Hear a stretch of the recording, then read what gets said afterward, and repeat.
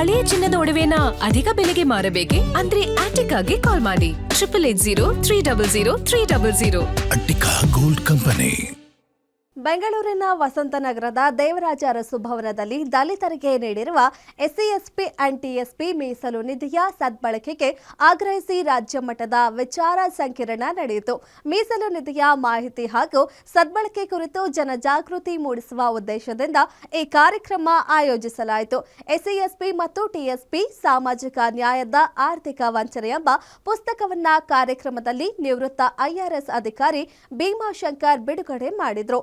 ಈ ಮಧ್ಯೆ ಮಾತನಾಡಿದ ವಕೀಲರಾದ ಹರಿರಾಮ್, ಎಸ್ಸಿ ಅಂಡ್ ಟಿಎಸ್ಪಿ ಯೋಜನೆ ಅಡಿ ಕೋಟ್ಯಾಂತರ ರೂಪಾಯಿ ಅನುದಾನ ಬಿಡುಗಡೆಯಾಗ್ತಿದ್ರು, ಫಲಾನುಭವಿಗಳಿಗೆ ಹಣ ಸಿಗ್ತಿಲ್ಲ ಅಂತ ಆರೋಪಿಸಿದ್ರು.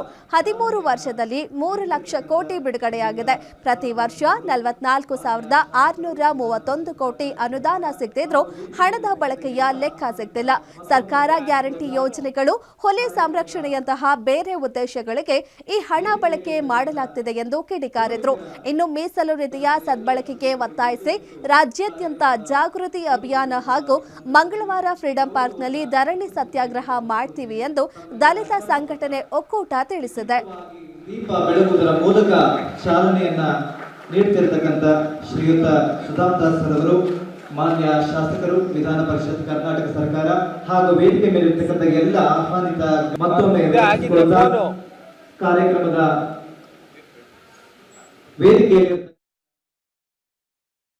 ಯಾಕಂದರೆ ಈ ಎಸ್ಸಿ ಎಸ್ಪಿ ಟಿಎಸ್ಪಿಯ ಮೂಲ ಉದ್ದೇಶ ಏನಿದೆ, ಬಹಳ ಮುಖ್ಯವಾಗಿ ನಾನ್ ಡೈವರ್ಟಬಲ್ ಮತ್ತು ನಾನ್ ಲ್ಯಾಪ್ಸಬಲ್ ಇದೆರಡನ್ನೂ ಕೂಡ ಇವರು ಹಾಳು ಮಾಡಿದ್ದಾರೆ. ಮತ್ತು ನಾವು ಕೇಳದೇ ಇರತಕ್ಕಂಥ ಗ್ಯಾರಂಟಿ ಯೋಜನೆಗಳಿಗೆ, ರೋಡ್ಗಳಿಗೆ, ದೊಡ್ಡ ದೊಡ್ಡ ಡ್ಯಾಮ್ಗಳಿಗೆ, ಇದರಲ್ಲಿ ತಮಾಷೆ ಅಂದರೆ ಹುಲಿ ಸಂರಕ್ಷಣೆಗೂ ಎಸ್ಸಿ ಎಸ್ ಟಿ ದುಡ್ಡನ್ನು ಬಳಸ್ಕೊಂಡಿದ್ದಾರೆ.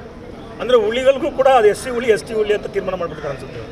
ಹಾಗಾಗಿ ಕಳೆದ 3 ವರ್ಷಗಳಿಂದ ಈಗ ಉದಾಹರಣೆಗೆ ಪ್ರತಿ ಸಾರಿ ಬಜೆಟ್ ಬಂದಾಗ ಸರ್ಕಾರಗಳು ಘೋಷಣೆ ಮಾಡ್ತವೆ, ಈ ಬಾರಿ ದಲಿತರ ಅಭಿವೃದ್ಧಿಗೆ 42,000 ಕೋಟಿ ಅಂದ ತಕ್ಷಣವೇ ಸಾಮಾನ್ಯ ವರ್ಗದ ಜನರಿಗೆ ಏನು ಅನಿಸುತ್ತೆ, ಏನಪ್ಪ ದಲಿತರಿಗೆ ಇಷ್ಟು 1,000 ಕೋಟಿ ಕೊಡ್ತಾ ಇದ್ದಾರೆ, ಆದರೂ ಇವರು ಉದ್ಧಾರ ಆಗ್ತಾ ಇಲ್ವಲ್ಲ ಅಂತ.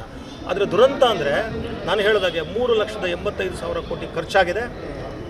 ನಮ್ಗೆ ಇವತ್ತಿನವರೆಗೂ ಅದರಿಂದ ಎಷ್ಟು ಜನ ಅದನ್ನು ಬಳಸ್ಕೊಂಡು ಯಾರು ಎಸ್ಸಿ ಎಸ್ ಟಿ ಸಮುದಾಯ